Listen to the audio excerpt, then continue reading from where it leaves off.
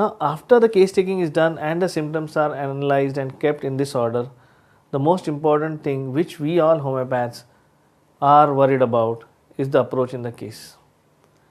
So, the next important topic which I would like to share with you is how to approach a case in acutes.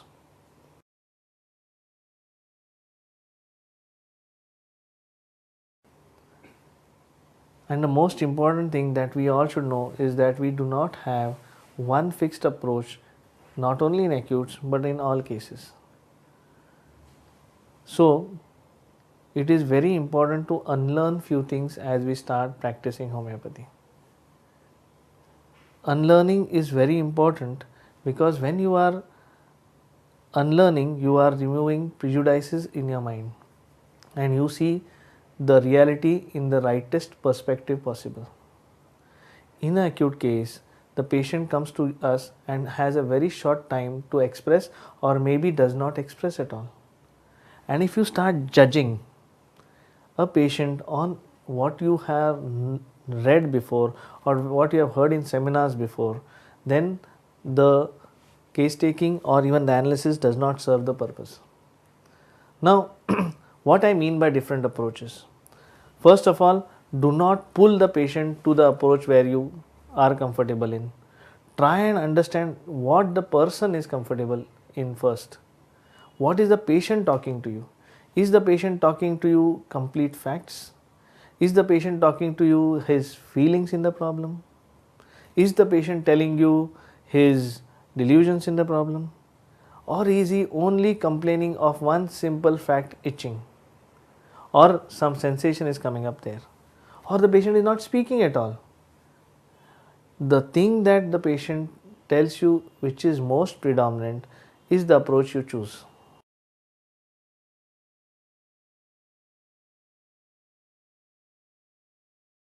The best thing what you need to do when the patient enters in the first few minutes is to just observe him. Observation solves a lot of problems because once the patient enters, he himself doesn't know how to start the conversation with. And when he is not knowing what to start with, he is at his uncompensated best. So whatever he utters first comes out of his either anxiety, either fear, or the most unknown part of him which even he doesn't know. And if we are smart enough to note down those things, you are actually exploring the patient before he has already spoken to him about. And this is the real art. When the patient is leaving is another important aspect that you note, because he knows now the door is going to get closed and there is hardly anything that I can speak once I get out. So whatever his worries are, he is going to speak to you, or whatever his anxieties are, he is going to ask to you, and those things come from his eternal survival response. If you can understand him at this point, nobody can doubt the prescription because you have touched his survival response there. This is one aspect of an approach. But the other aspects are the technical ones. The way we go with cases, I am going to describe each and every aspect on the approach with an example. Go ahead.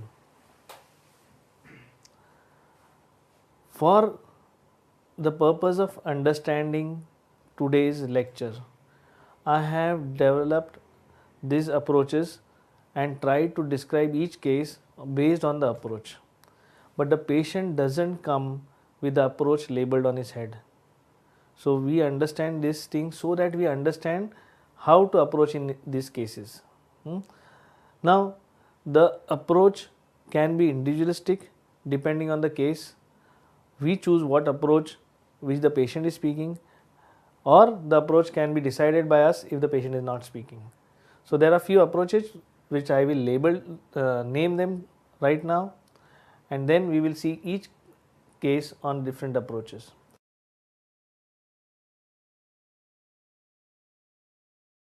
The first is the approach of observation. What is observation? We all know that we have to observe, but we all do not know many a times what to observe. or many times we miss something which is very, very vital in the aspect of observation. The observation doesn't end at any point. It can go to the extent of even talking to the patient when he is over a phone. You can ask the person who is calling up to see what the patient is doing, and his objective observation is more important rather than the interpretative observation. Whenever you are observing a patient, the way he walks, the way he talks, the way he sits, the way he behaves with you, right from the way he behaves at the reception when he is late for an appointment or when we are late for an appointment, this comes from his most uncompensated state. This, without judging, without owing an explanation, if you can understand this, this has to be the part of the remedy that you prescribe. If that is not there as a part of the remedy, then you are only partially treating the case.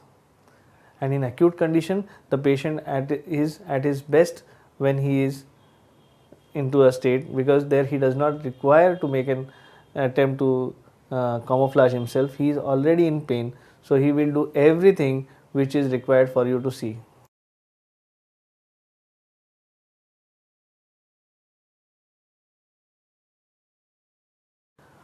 What you observe should be matched with the pathogenesis of the remedy and the pathology of the case and with the essence of the same.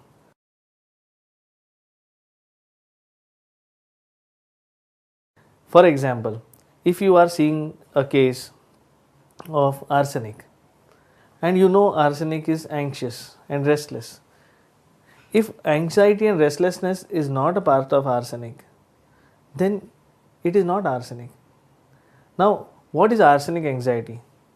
Arsenic anxiety is something which makes the patient mentally restless, and that mental restlessness has to be a part of the remedy. And if this is a part of the remedy, then the chances of your remedy working towards complete cure is much higher. So, when you observe, the patient may not tell you about his anxiety, but you should be able to gauge his anxiety in his questions, in his behavior, in the way he is talking to you. So, now we begin with a very simple case based on observation. Since we are speaking about observation, I would love that you should watch the video and just write down what you observe in the case, not what the patient is saying, not what the relatives are telling, not what you feel about what you see, but what you only objectively observe. Observation has to be very objective. This is a very simple case. I know everybody will get it, but it is just to understand how we observe in a case. She is a 8 or 10-year-old girl who had been to a water park, and in the water park she gets wet. It's a hot sunny day. She has been in and out of water frequently. She happens to take a cold drink, and the same evening she is down with fever with chills. The mother brings the child to the clinic in fever, and the patient is on bed. And on the bed, what you see the patient doing is a most important aspect of the remedy that we need to prescribe to her. And I want that you should observe and write down whatever is your observation, and then we will see with the corroboration and if it matches the pace of and the core of the remedy. Okay, let's watch the video. कैसे है? Fever अचानक morning से आ गया है उसको, और stomach pain का भी कंप्लेंट है, और इधर किधर पेन हो रहा है उसको, ऐसा बता रही है मुझे। आज मॉर्निंग में अभी 9 o'clock से 101 तक चला गया है फीवर।